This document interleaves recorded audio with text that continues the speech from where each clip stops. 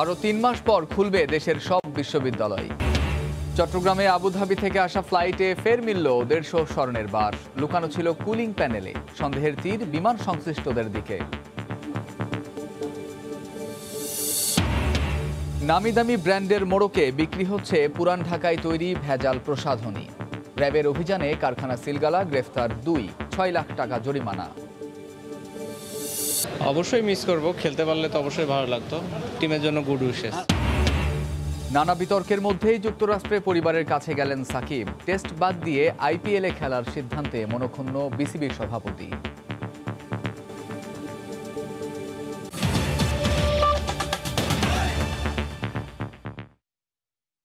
সময় সংবাদের সঙ্গে আছি আমি কামরুজ্জামান মামুন। কেন্দ্রীয় চুক্তিতে নিয়ে বিসিবির বৈঠকের পর কথা বলছেন সভাপতি নাজমুল হাসান পাপন। সরাসরি চলে যাচ্ছি সেখানে। আমি একটা বছর সময় চাই, 1 বছর পরে কাউকে রাখবো না, কোনো অসুবিধা নেই। টি-20তে কি কারণে সাকিবকে রাখে? কারণ সে যদি নাই খেলে অন্য একটা ক্রিকেটারের মধ্যে ইনজাস্টিস হয়ে যাচ্ছে কিনা। যদি ঘরোয়া ক্রিকেটে ওই ছেলেটা ভালো খেলে আপনি তাকে বদলে সাকিবকে আপনি নিচ্ছেন, সে তো আলটিমেটলি টেস্টে থাকতেছে না। সে ওয়ান ডে টি-20তে কি কারণে থাকে? আলটিমেটলি সে যদি লোকাল ক্রিকেট না খেলে মানে রিলেটেড করতে ধরেন আইপিএল এর সময় কোনো ওয়ান ডে সিরিজ হতো তখন তো সাকিব আইপিএলটাকে বাছাই করবে, সেক্ষেত্রে আসলে মানে এখানে ওয়ান ডে না, তো আমার তো 3ও ফরম্যাটে আমি ওদের কাছ থেকে নিয়ে নিচ্ছি। কন্ট্রাক্টটা আসলে না হওয়ার আগ পর্যন্ত আপনাদেরকে এখনই আমি সব উত্তর দিতে পারবো না, কারণ আজকে এটা নিয়ে আমরা ডিসকাশনটা করেছি এবং আমার ধারণা ওই কন্ট্রাক্টের পরে আর কনফিউশন থাকার কোনো কারণ নেই। হয়ে গেলে এনওসি দেওয়ার ক্ষেত্রে আপনারা কোন পলিসি এভেল করবেন সেটা হচ্ছে ওরাই জানবে, তখন আর জিজ্ঞাসা করতে হবে না যে আমার কাছে ছুটিও চাওয়ার কিছু নাই। ও ওখানে কি বলেছে, কেউ যদি বলে যে না আমি ফ্র্যাঞ্চাইজি লিগ খেলবো, যদি আমার কাছে অফার আসে, তাকে আমরা দলেই তো রাখবো না, অসুবিধাটা কি? মুস্তাফিজ কি ছুটি চেয়েছে এরকম আইপিএল খেলার জন্য? হঠাৎ করে চাওয়াটা এটা কেমন শকিং ছিল সিরিজের আগে এভাবে মানে বলা যায় সেম কোশ্চেন আসছে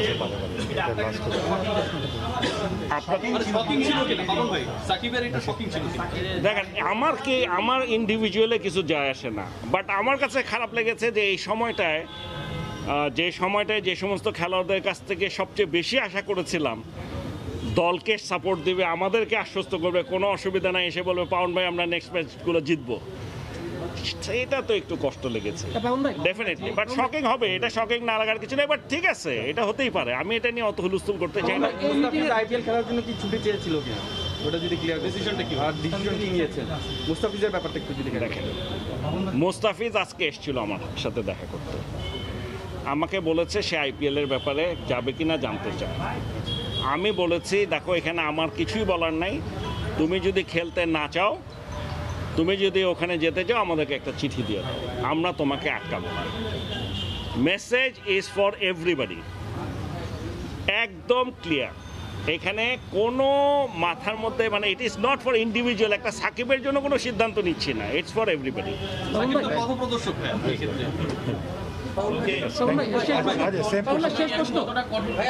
শেষ প্রশ্ন, নাসিরকে নিয়ে তো আলোচনা হচ্ছে, নাসির জাতীয় দলে খেলেছে, এই ধরনের ঘটনা খেলোয়াড় এর আগে অনেকবারই করেছে, আপনাকে বিব্রত করে কিনা এই ধরনের ঘটনা?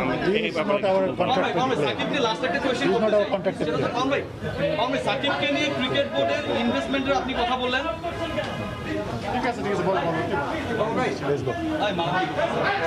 কিসের মধ্যে শুরু করেন সাকিবকে নিয়ে ক্রিকেট বোর্ড নানা সময় ইনভেস্ট করেছে, বিব্রত হয়েছে, ক্ষমা করেছে, ছাড় দিয়েছে, এত কিছুর পরও সাকিব যখন এরকম একটা কাজ করে ফিউচার প্ল্যানে আবারও বলছি, এই টাইপের একজন ক্রিকেটার কি আপনারা কি লং রানে ভাবছেন ইন টার্মস অফ ক্যাপ্টেন্সি? তার একটা সুযোগও তো ভবিষ্যতে তৈরি হবে টু লিড দ্য টিম। এটা সময় বলে দিবে, আপনারা দেখতে পাবেন। ক্রিকেটারদের কেন্দ্রীয় চুক্তি নিয়ে জরুরি বৈঠক শেষে কথা বলছিলেন বিসিবির সভাপতি নাজমুল হাসান পাপন। আমরা এতক্ষণ সরাসরি ছিলাম সেখানে। 1 বছরেরও বেশি সময় পর 24 মে দেশের সব বিশ্ববিদ্যালয় খুলছে। 17 মে খুলছে হল। দুপুরে ভার্চুয়াল সংবাদ সম্মেলনে এই সিদ্ধান্তের কথা জানান শিক্ষামন্ত্রী ডাক্তার দীপু মনি। এ সময় তিনি আরও বলেন, ভর্তি পরীক্ষার বিষয়ে আগে নেওয়া সব সিদ্ধান্তও বাতিল হবে। স্কুল কলেজ খোলার বিষয়ে 28 ফেব্রুয়ারির পর জানা যাবে। করোনা মহামারীর কারণে গত বছরের 17 মার্চ থেকে বন্ধ ঘোষণা করা হয় দেশের সব শিক্ষা প্রতিষ্ঠান। প্রাথমিক থেকে উচ্চশিক্ষা পর্যন্ত প্রতিটি পর্যায়ে চলমান এই ছুটি বাড়তে থাকে মাসের পর মাস। সবশেষ ঘোষণা অনুসারে চলমান ছুটি আগামী 28 ফেব্রুয়ারি পর্যন্ত বাড়ানো হয়।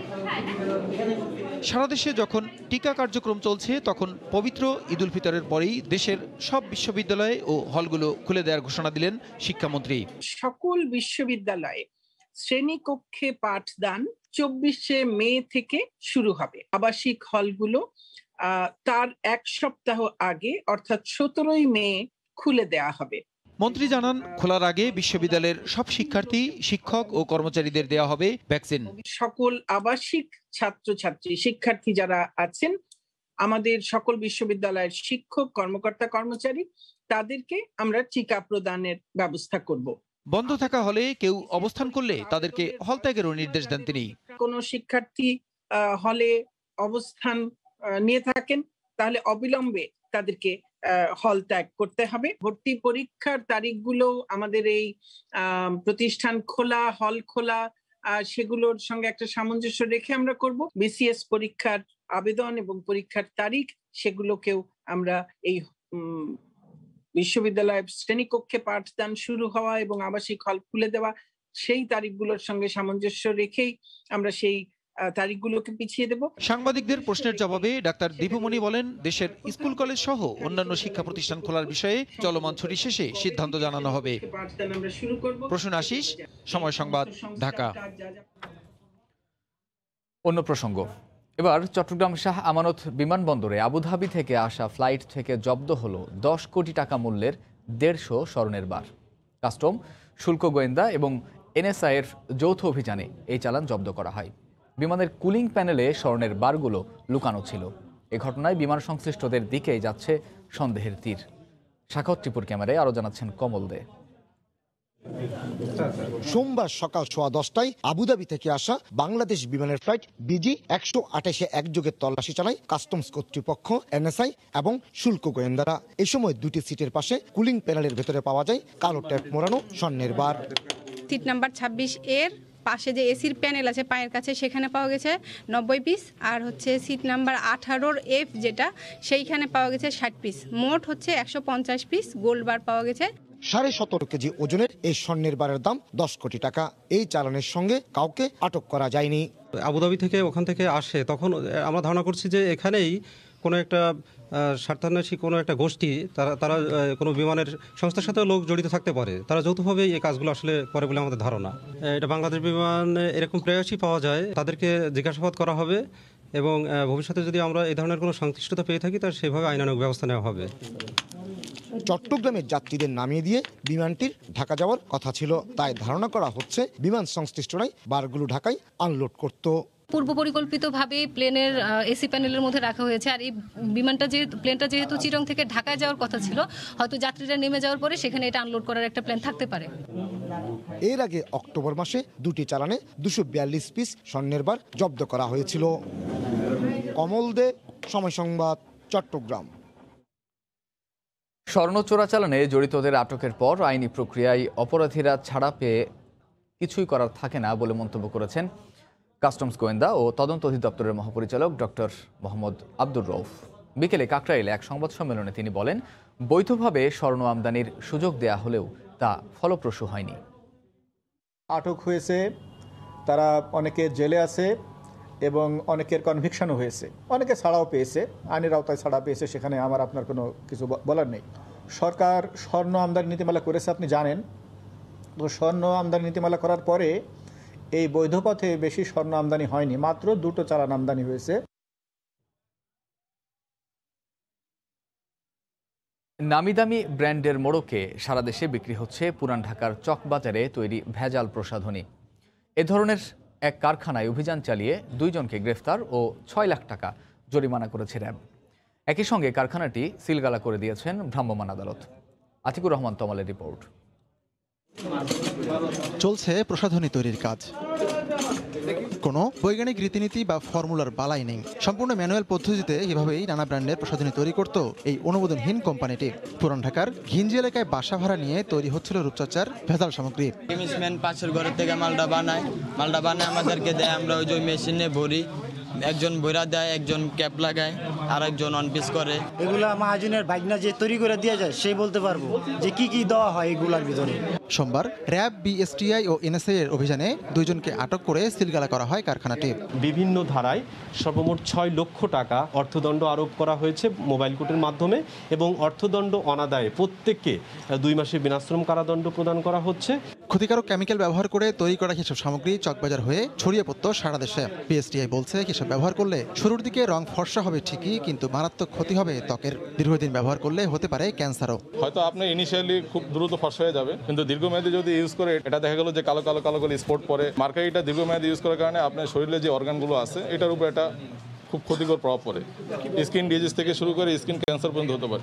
অভিযান শেষে প্রায় 1.5 কোটি টাকার মালামাল জব্দ করে র্যাব, তবে কারখানাটির মালিক পলাতক রয়েছেন। আতিকুর রহমান তমাল, সময় সংবাদ, ঢাকা। হল খোলার দাবিতে ঢাকা বিশ্ববিদ্যালয়ের শিক্ষার্থীদের স্মারকলিপি দেওয়ার পর কথা বলছেন উপাচার্য। আমরা সরাসরি যাচ্ছি সেখানে।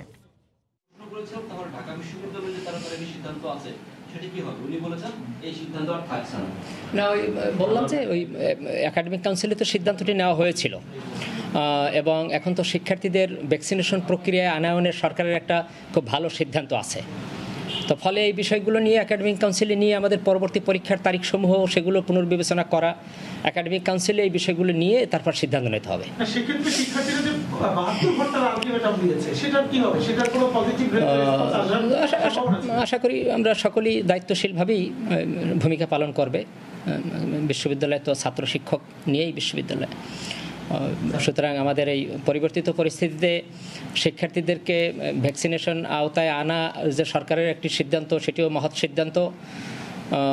সেগুলো বিবেচনায় নিয়েই এখন আর প্যান্ডেমিকের মধ্যে যে কোনো সিদ্ধান্ত, কথাগুলো কিন্তু আমি আগে বহুবার বলছি, আপনাদের মাধ্যমে সকলকে বলছি যে যে কোনো মহামারীর সময় কোনো সিদ্ধান্ত পিসমিল হয় না।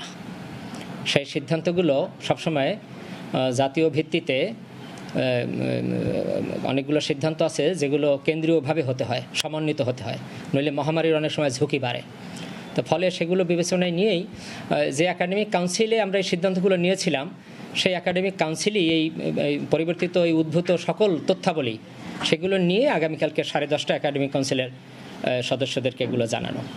স্যার, বিশ্ববিদ্যালয় তালা ভেঙে হলে প্রবেশের শিক্ষার্থীদের একটা প্রবণতা লক্ষ্য করছি, এই ধরনের কোন সিচুয়েশন ঢাকা বিশ্ববিদ্যালয়ে যদি হয়, এটি বলছি যে আপনি কি বলবেন? ঢাকা বিশ্ববিদ্যালয়ের শিক্ষার্থীরা কিন্তু সবসময় দায়িত্বশীল, অত্যন্ত তারা খুবই দায়িত্বশীলতার পরিচয় দেয়, অতীতেও দিয়েছে, এবং আশা করি সবসময় তারা তাদের নিজের অবস্থান থেকে দায়িত্বশীল আচরণ, সেটি ঢাকা বিশ্ববিদ্যালয়ের পরিবারের শিক্ষার্থীদের একেবারেই ঐতিহ্যগত একটি দিক। তো এর ব্যতিক্রম আমাদের চোখে পড়ে না। তো ফলশ্রুতিতে যে কোনো সিদ্ধান্ত নেওয়ার ক্ষেত্রে শিক্ষার্থীরাও নিজেদেরও বিবেক প্রসূত সিদ্ধান্তই তারা নেয়, এবং আশা করি সকলেই ধৈর্য ধরেছে, এটা ঠিক। তাদের শিক্ষার্থীদের উপরে তাদের কিন্তু চাপ অনেক, মানে দীর্ঘ 1 বছর বাইরে থাকা এই প্রতিযোগিতামূলক বিশ্বে বাজারে এটা খুব কঠিন, এটা কোনো সন্দেহ নাই। আমরা কিন্তু সেই বিষয়গুলোকে বিবেচনায় নিয়েই আমরা এই খণ্ডিত হলেও বিশ্ববিদ্যালয়ের তরফ থেকে এককভাবে আমরা এই সিদ্ধান্তগুলো নিতে হয়েছিল শিক্ষার্থীদের বৃহৎ স্বার্থে। কিন্তু প্যান্ডেমিক পরিস্থিতিতে সরকারের ওই সিদ্ধান্তটি নিঃসন্দেহে আরও মহত্তর, যে শিক্ষার্থীদেরকে ভ্যাকসিনেশনের আওতায় আনা। ফলশ্রুতিতে আমাদের এখন একাডেমিক কাউন্সিলকে এই সকল তথ্য দিয়ে যে পরীক্ষার তারিখগুলো আছে সেগুলো, তারপরে এসওপি তৈরি, এই বিষয়গুলো নিয়ে আমাদের একাডেমিক কাউন্সিলের সিদ্ধান্ত নিয়ে আগামীকালকে আমরা আরও স্পষ্ট হবে কোন পরীক্ষার তারিখ কখন হবে, সেগুলো সম্পর্কে সিদ্ধান্ত নেওয়া যাবে। তাহলে আমরা বলতে পারি যে কালকের একাডেমিক কাউন্সিলের সিদ্ধান্তে তারা খুলবে কি খুলবে না সেই বিষয়ে সিদ্ধান্ত দেবে। তো আমার মনে হয় কোনো বিভ্রান্তির কোনো সুযোগ নাই। যে একাডেমিক কাউন্সিল সিদ্ধান্ত নিয়েছিল পরীক্ষার তারিখ নির্ধারণ, পরীক্ষা গ্রহণ, তারপরে 13ই মার্চ পরীক্ষার্থীদের জন্য শুধুমাত্র পরীক্ষার্থীদের রাখার উদ্দেশ্যে ব্যবস্থা, এই বিষয়গুলো এই পরিবর্তিত পরিস্থিতিতে জাতীয় সিদ্ধান্ত কি, সরকারের সিদ্ধান্ত কি, প্যান্ডেমিককে মোকাবেলা করার জন্য সরকারের পদক্ষেপ কি, শিক্ষক, শিক্ষার্থী, স্টাফ তাদেরকে ভ্যাকসিনেশনের আওতায় আনানোর সরকারের এই মহৎ সিদ্ধান্ত সব কিছু একাডেমিক কাউন্সিলে নিয়ে তারপরে যেখানে যেটি প্রয়োজন সেই সিদ্ধান্তটি একাডেমিক কাউন্সিল নেবে।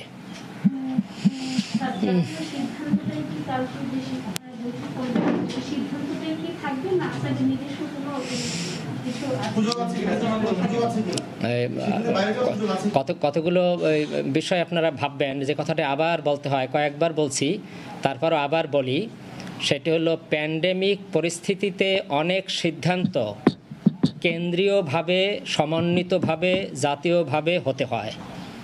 এটাই প্যান্ডেমিক সিচুয়েশনে গ্লোবালি এইভাবেই সিদ্ধান্ত গৃহীত হয়। সুতরাং বাংলাদেশ তো গ্লোবাল কমিউনিটির বাহিরে নয়। তো সুতরাং এক বছর যে লস হলো এইটাকে ওভারকাম করার হল খোলার দাবিতে ঢাকা বিশ্ববিদ্যালয় শিক্ষার্থীদের স্মারকলিপি দেওয়ার পর কথা বলছেন উপাচার্য। আমরা তখন সরাসরি ছিলাম সেখানে। মহান শহীদ দিবস ও আন্তর্জাতিক মাতৃভাষা দিবস উপলক্ষে বাংলাদেশ আওয়ামী লীগ আয়োজিত আলোচনা সভায় গণভবন থেকে ভার্চুয়ালি যুক্ত হয়ে বক্তব্য রাখছেন দলের সভাপতি প্রধানমন্ত্রী শেখ হাসিনা। আমরা সরাসরি চলে যাচ্ছি সেখানে। ঢাকা বিশ্ববিদ্যালয়ের আইন বিভাগের ছাত্র ছিলেন যখন পাকিস্তানের সিদ্ধান্ত নেয় যে উর্দুকে রাষ্ট্রভাষা হিসেবে চাপিয়ে দেওয়া হবে, তখনই তার প্রতিবাদ শুরু করেন। শুধু প্রতিবাদই নয়, ভাষা সংগ্রাম পরিষদ গঠন করে অন্যান্য দলকে সাথে নিয়ে সংগ্রাম শুরু করেছিলেন। আর সেই সংগ্রাম করতে যেয়ে সে পাকিস্তান নামে একটি রাষ্ট্র হওয়ার বছরও পড়েনি, তিনি বারবার কারাবরণ করেন। আজকে 22শে ফেব্রুয়ারি, আমরা 21শে ফেব্রুয়ারির যেহেতু অনেক অনুষ্ঠান থাকে এবং আন্তর্জাতিক মাতৃভাষা দিবস, 52তে রক্ত দিয়ে যেহেতু আমরা মাতৃভাষা অর্জন করেছি, আমরা আমাদেরই প্রস্তাবে জাতিসংঘ প্রতিষ্ঠান যেটা ইউনেস্কো, তারা 21শে ফেব্রুয়ারিকে আন্তর্জাতিক মাতৃভাষা দিবস হিসেবে ঘোষণা দিয়েছে। এবং এর উদ্যোক্তাও ছিলেন সালাম রফিক নামে দুজন কানাডা প্রবাসী। কাজে তাদের উদ্যোগেই আমরা এই প্রস্তাবটা জাতিসংঘে পেশ করি এবং সেটা পাস হয়। আজকে শুধু এই দিবসটি আমাদের না, আজকে সমগ্র বিশ্বের প্রতিটি ভাষাভাষী মানুষই তা উদযাপন করছে। আমরা যদি স্বাধীনতা অর্জন করতে না পারতাম তাহলে হয়তো এই সম্মানটা বাংলাদেশ পেত না। তাই মহান মুক্তিযুদ্ধে যারা শাহাদাত বরণ করেছেন, আমাদের সকল মুক্তিযোদ্ধা শহীদ হয়েছেন, তাদেরকে আমি শ্রদ্ধা জানাই আমাদের নির্যাতিত মা বোনদের, জাতির পিতার নির্দেশে যারা মুক্তিযুদ্ধ পরিচালনা করে আমাদের বিজয় এনে দিয়েছেন সেই জাতীয় চার নেতাকে আমি শ্রদ্ধা জানাই। জাতির পিতা শুধু স্বাধীনতা সংগ্রাম শুরু করেছিলেন 48 সাল থেকেই, সেখানেই থেমে থাকেননি। 66 সালে তিনি 6 দফা দিয়েছিলেন, যে 6 দফা ছিল বাঙালি জাতির মুক্তির সনদ। এবং এই 6 দফা দেওয়ার ফলে তাকে কিন্তু গ্রেপ্তার করা হয়। আর বন্দিখানে থাকা অবস্থায় 68 সালে ঢাকা কেন্দ্রীয় কারাগার থেকে তাকে বন্দি করে ক্যান্টনমেন্টে নিয়ে যাওয়া হয়। কর্মীটোলা ক্যান্টনমেন্টে বন্দি করে রেখে তার বিরুদ্ধে রাষ্ট্রদ্রোহী মামলা দেওয়া হয়। বঙ্গবন্ধু শেখ মুজিব সহ আরও 34 জন অর্থাৎ 35 জনকে আসামি করা হয়। কিন্তু বাংলাদেশের মানুষ কিন্তু এই অন্যায় মেনে নেয়নি। যেমন রাষ্ট্রভাষা মর্যাদা প্রতিষ্ঠার জন্য সংগ্রাম করেছে, রক্ত দিয়েছে, সেই দিন সেই রাষ্ট্রদ্রোহী মামলা, যেটা আগরতলা ষড়যন্ত্র মামলা হিসেবেই পরিচিতি পেয়েছিল, সেই ষড়যন্ত্র মামলা প্রত্যাহার এবং বঙ্গবন্ধু মুজিবের মুক্তির দাবিতে ছাত্র জনতা এক হয়ে সংগ্রাম করে। সেই সংগ্রামে শামসুজ্জোহা, আসাদ, মতিউর, একটা বাচ্চা ছেলে মতিউর, তারা রক্ত দেয়, তাদের রক্ত বৃথা যায়নি। এই সংগ্রামের মধ্যেই বাঙালি আরেকবার বিজয় অর্জন করে যে আইয়ুব সরকার বাধ্য হয়েছিল আগরতলা ষড়যন্ত্র মামলা প্রত্যাহার করতে, আর সেই মামলাটা প্রত্যাহার করে সে 21শে ফেব্রুয়ারি, এবং 22শে ফেব্রুয়ারি বঙ্গবন্ধু শেখ মুজিবকে মুক্তি দেয়, এবং অন্যান্য একজন মাত্র শুধু সার্জেন্ট জহুরকে তারা ওই বন্দি দশায় হত্যা করেছিল। এই হত্যাটা তাদের জন্য একটা পরীক্ষামূলক ছিল, যে তারা বঙ্গবন্ধু শেখ মুজিবকেই হত্যা করতে চেয়েছিল, তার আগে সার্জেন্ট জহুরকে হত্যা করে। এই হত্যা সেটা ছিল 15ই ফেব্রুয়ারি। এই হত্যার সাথে সাথে কিন্তু সারা বাংলাদেশে আগুন জ্বলে ওঠে। কাজী আইয়ুবের তখন আর কোনো উপায় ছিল না, আইয়ুব খান বাধ্য হয় মামলা প্রত্যাহার করতে, এবং 22 তারিখেই বঙ্গবন্ধু শেখ মুজিব মুক্তি পেয়ে ফিরে আসেন। আজকে সেই 22শে ফেব্রুয়ারি। আমাদের প্রতিটি অর্জনের মধ্যেই আমাদের সংগ্রাম এবং আত্মত্যাগ। আমরা জাতির পিতার নেতৃত্বে স্বাধীনতা অর্জন করেছি। একটি স্বাধীন রাষ্ট্রকে তিনি গড়ে তুলতে চেয়েছিলেন এমনভাবে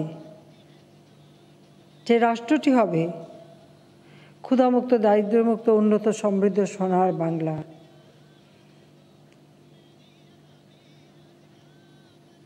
তিনি যখন পদক্ষেপ নিলেন এই সোনার বাংলা গড়ার, কিন্তু তাও তিনি শেষ করতে পারলেন না। কারণ 70-এর নির্বাচন 6 দফা ভিত্তিক হয়েছিল, যে নির্বাচন সমগ্র পাকিস্তানে জয়লাভ করে আওয়ামী লীগ, কিন্তু পাকিস্তানি শাসকরা ক্ষমতা দেয়নি। বঙ্গবন্ধু শেখ মুজিব সে ঐতিহাসিক 7ই মার্চের ভাষণ দিয়েছিলেন, যে ভাষণ সমগ্র জাতিকে উদ্বুদ্ধ করেছিল।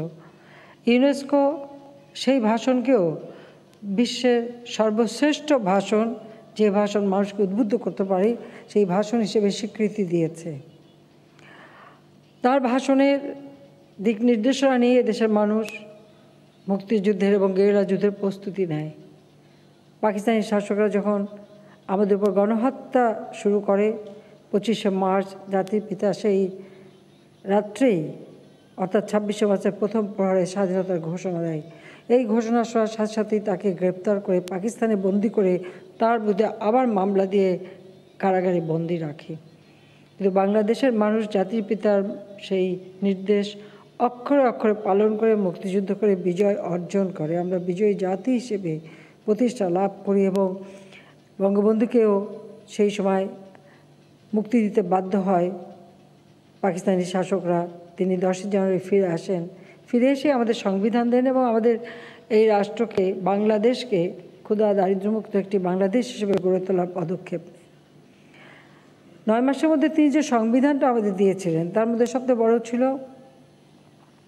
মানুষের মৌলিক চাহিদাগুলি পূরণ করা, অর্থাৎ অন্ন, বস্ত্র, বাসস্থান, চিকিৎসা, শিক্ষার ব্যবস্থা করা। যে দেশ মানুষ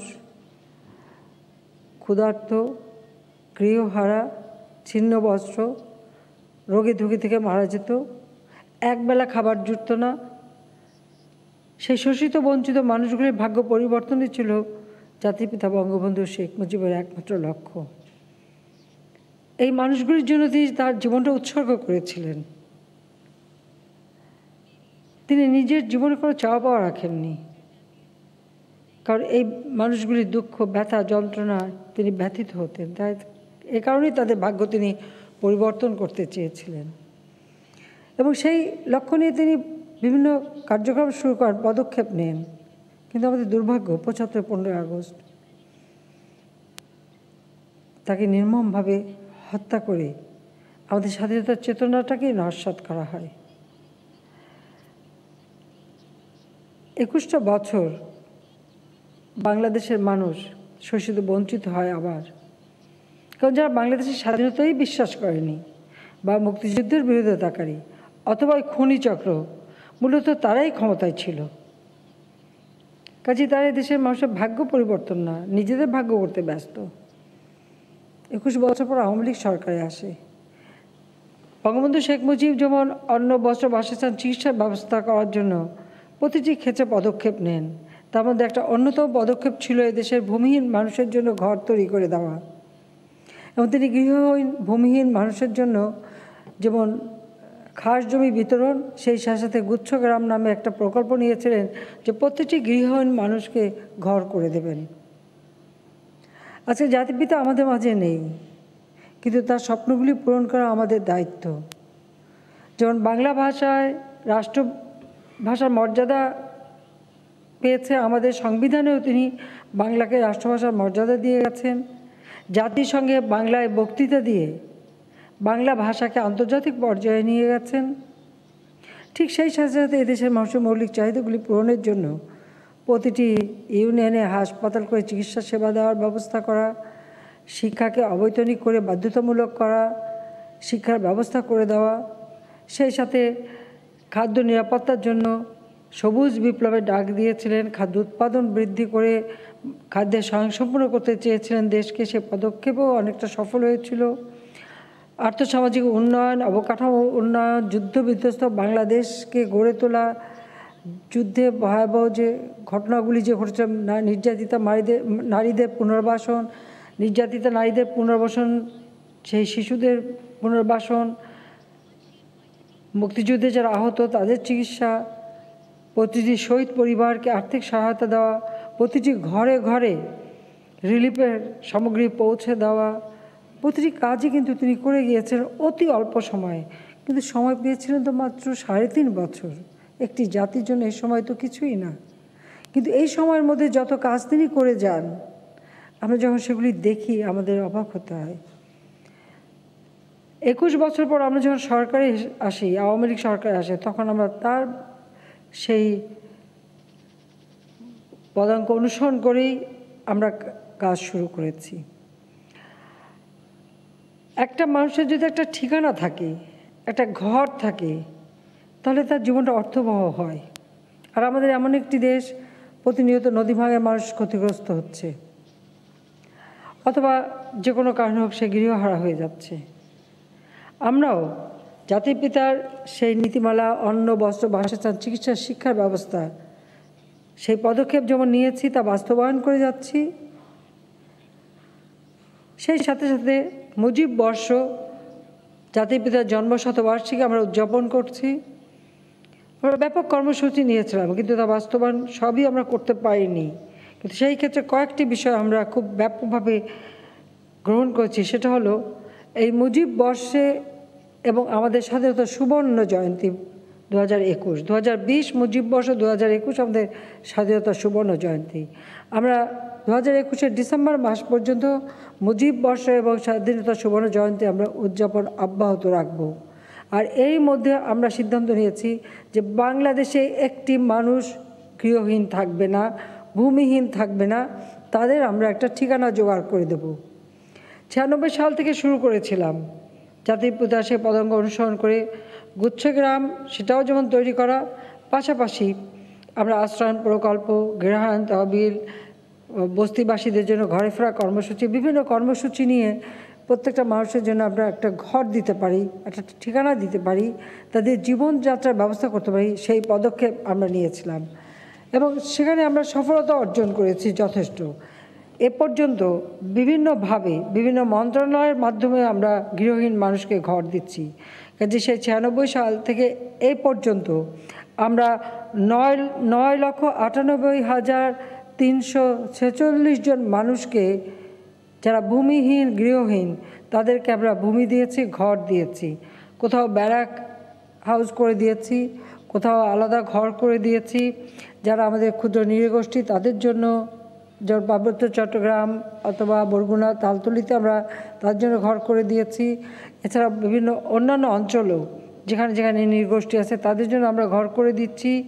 এমনকি যারা বেদে, যারা নৌকায় বাস করতো, তাদেরকেও আমরা জমি দিয়ে পুনর্বাসন করে দিচ্ছি। আমাদের যারা হিজড়া সম্প্রদায়, তাদেরকে পুনর্বাসনের ব্যবস্থা করেছি। এমনকি আপনারা জানেন যে এখানে কুষ্ঠরোগীরা, তাদেরকে সবাই দূর দূর ছাই করতো, তাদের জন্য ঘর করে দিয়েছি, তাদেরও পুনর্বাসনের ব্যবস্থা করেছি। অর্থাৎ সমাজের সর্বস্তরের মানুষকেই পুনর্বাসনের ব্যবস্থা নিয়েছি। তারপরেও প্রতিনিয়ত নদী ভাঙন হয় এবং জলবায়ু পরিবর্তনের আঘাত আমাদের দেশে আসে, সেখান থেকে আমাদের মানুষকে রক্ষা করতে হয়। সেগুলি বিবেচনা করে এখনও যারা গৃহহারা হচ্ছে বা ভূমিহীন হচ্ছে, তাদেরকে আমরা ঘর করে দেওয়ার পদক্ষেপ নিয়েছি। অর্থাৎ মুজিব বর্ষ এবং স্বাধীনতা সুবর্ণ জয়ন্তী একটি মানুষও ঠিকানাবিহীন থাকবে না, একটি মানুষও গৃহহারা থাকবে না, এটাই আমাদের লক্ষ্য। সেই লক্ষ্য আমরা বাস্তবায়ন করে যাচ্ছি এবং ইনশাআল্লাহ এটা আমরা সম্পন্ন করতে পারবো, সেই হিসাব আমরা নিয়েছি। যখন এই ভূমিহীন গৃহহীনদের যেমন আমরা ঘর দেব, পাশাপাশি 96 সালে যেমন বলেছিলাম যে একটি মানুষও কুড়ে ঘরে থাকবে না, নিদেন পাকা না টিনের ঘর দেব, সেটা আমরা দিতে পেরেছিলাম। আর এখনও যাদের এরকম জরাজীর্ণ ঘর, হয়তো ভিটা আছে কিন্তু ঘর করবার টাকা নেই, আমরা তাদেরকেও ঘর করে দেব। অর্থাৎ আমাদের উন্নয়নের সকল চিন্তাটা হচ্ছে একেবারে তৃণমূলের মানুষের অন্ন, বস্ত্র, বাসস্থান, চিকিৎসা, শিক্ষার ব্যবস্থা করা। সেখান থেকেই কিন্তু আমরা আমাদের পরিকল্পনা নিচ্ছি এবং সেখান থেকে আমরা কাজ করে যাচ্ছি, যাতে এই বাংলাদেশ ক্ষুধা দারিদ্র্যমুক্ত বাংলাদেশ হয়, এই বাংলাদেশ জাতির পিতার স্বপ্নের সোনার বাংলাদেশ হয়, এই বাংলাদেশের প্রতিটি মানুষ তারা যেন তাদের জীবনটাকে অর্থবহ করতে পারে, উন্নত সমৃদ্ধ করতে পারে। যে স্বাধীনতা সংগ্রাম যাত্রা শুরু হয়েছিল ভাষা আন্দোলন থেকে, যার পরিণতি হয়েছিল আমাদের স্বাধীনতা অর্জনের মধ্য দিয়ে আমরা বিজয় অর্জন করেছিলাম। 15ই আগস্ট যদি আমাদের জীবনে না ঘটতো, 75-এর 15ই আগস্ট যদি না আসতো, তাহলে অনেক আগে এই বাংলাদেশ উন্নত সমৃদ্ধ দেশ হিসেবে গড়ে উঠত।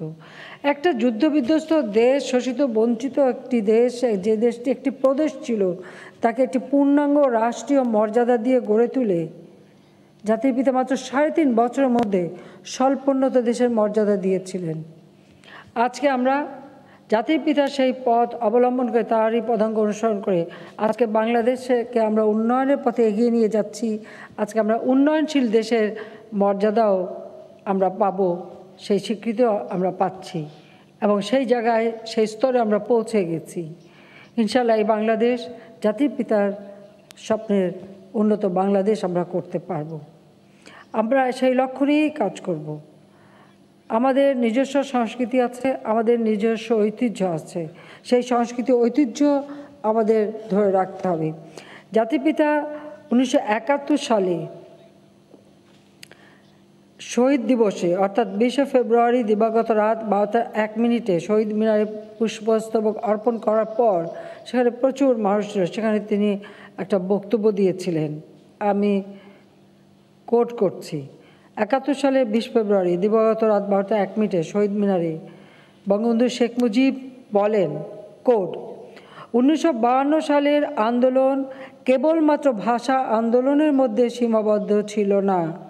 এই আন্দোলন ছিল সামাজিক, অর্থনৈতিক, সাংস্কৃতিক ও রাজনৈতিক অধিকার প্রতিষ্ঠার আন্দোলন, আনকোট। এই কথার মধ্য থেকে কিন্তু আমরা অন্তত এইটুকু শিক্ষা নিতে পারি যে এই ভাষা আন্দোলন শুধু ভাষা আন্দোলন না, এই ভাষা আন্দোলন আমাদের সার্বিক বাঙালি জাতি হিসেবে অর্জনের আন্দোলন এবং তিনি সেটা আমাদের করে দিয়ে গেছেন। এটাকে ধরে রেখে এগিয়ে যেতে হবে। 52তে রক্ত দেওয়ার পরই যে রাষ্ট্রভাষার মর্যাদা বাংলা ভাষা পেয়েছিল তা কিন্তু নয়। যুক্তফ্রন্ট নির্বাচনের ইস্তেহারেও যেমন এই রাষ্ট্রভাষার কথা বলা হয়েছিল এবং 70-এর নির্বাচনেও এই রাষ্ট্রভাষার কথা আসে। কারণ 56 সালে আওয়ামী লীগ যখন সরকার গঠন করে তখনই কিন্তু পাকিস্তান এমন একটা রাষ্ট্র হয়েছিল যে পাকিস্তান সৃষ্টির পর থেকে কখনো তারা শাসনতন্ত্র রচনা করতে পারেনি, কারণ যারা ক্ষমতা এসেছিল তারা সে যোগ্যতাই অর্জন করতে পারেনি। তখনও আওয়ামী লীগ যখন সরকারে আসে, হোসেন শহীদ সোহরাওয়ার্দী তখন প্রধানমন্ত্রী হয়েছিলেন, তখন যে শাসনতন্ত্রটা করা হয়েছিল সেখানে উর্দুর সাথে বাংলাকে রাষ্ট্রভাষা করা হয়েছিল। কিন্তু 70 সালে নির্বাচনের পর 71-এ আমরা যখন মুক্তিযুদ্ধে বিজয় অর্জন করি, জাতির পিতা আমাদের যে সংবিধান দেন সেখানে কিন্তু বাংলা ভাষাই হলো রাষ্ট্রীয় ভাষা, সেই মর্যাদাটাই আমরা পাই। তবে ওই 56 সালে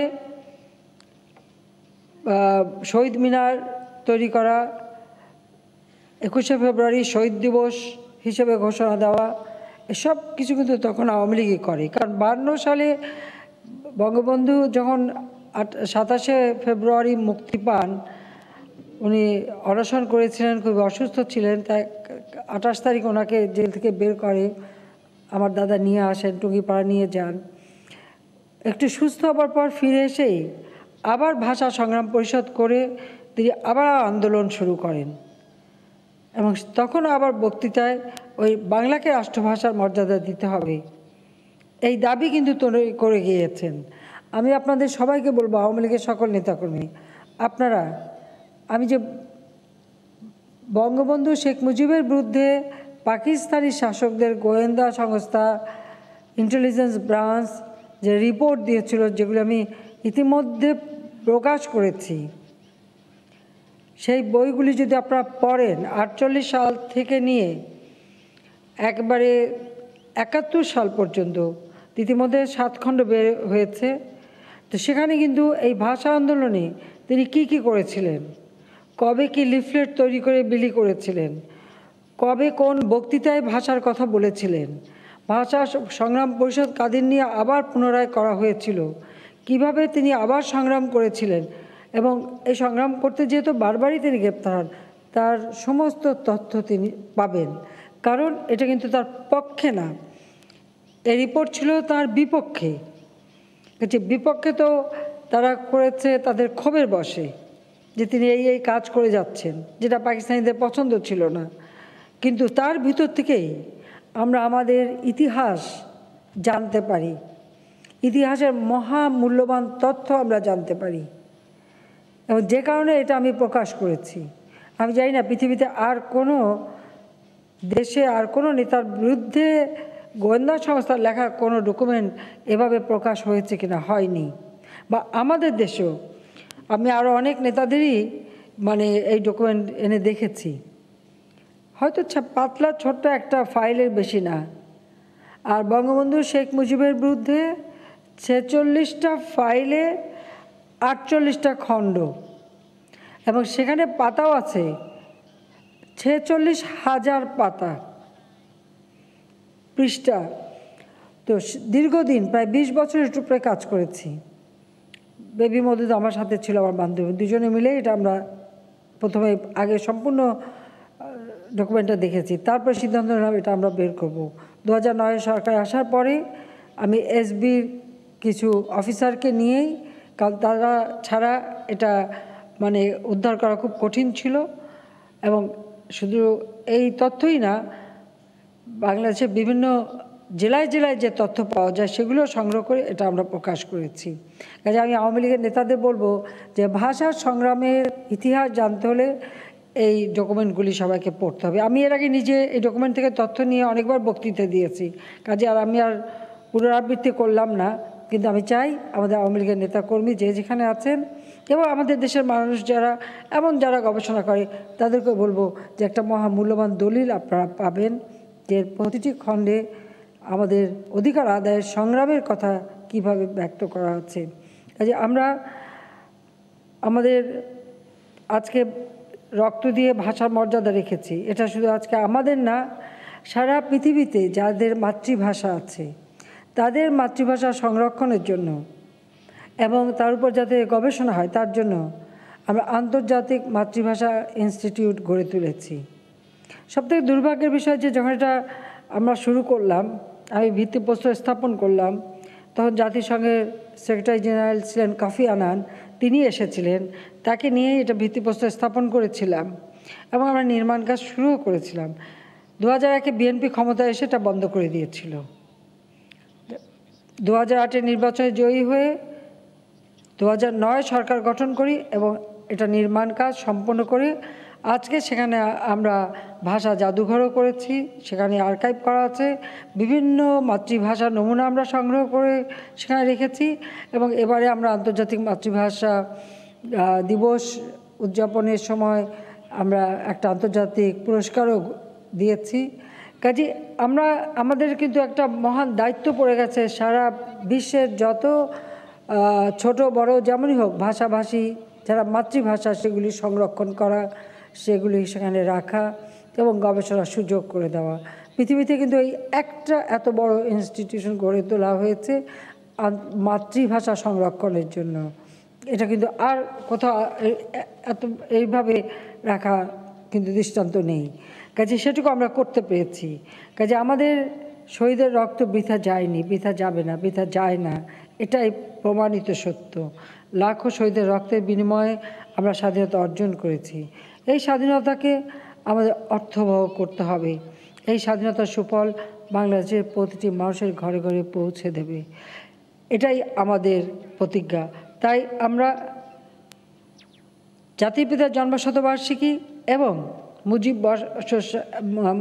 জাতির পিতার জন্মশতবার্ষিকী, মুজিব বর্ষ এবং আমাদের স্বাধীনতা সুবর্ণ জয়ন্তী, এই সময়ের মধ্যে আমরা যেমন গৃহহীন মানুষকে ঘর দেব, সেই সাথে সাথে বাংলাদেশের প্রতিটি মানুষের ঘর আমরা আলোকিত করব। মহান শহীদ দিবস ও আন্তর্জাতিক মাতৃভাষা দিবস উপলক্ষে বাংলাদেশ আওয়ামী লীগ আয়োজিত আলোচনা সভায় গণভবন থেকে ভার্চুয়ালি যুক্ত হয়ে বক্তব্য রাখছেন দলের সভাপতি প্রধানমন্ত্রী শেখ হাসিনা। আমরা এতক্ষণ সরাসরি ছিলাম সেখানে। এই ছিল এখনকার মতো, সঙ্গে থাকুন সময়ের।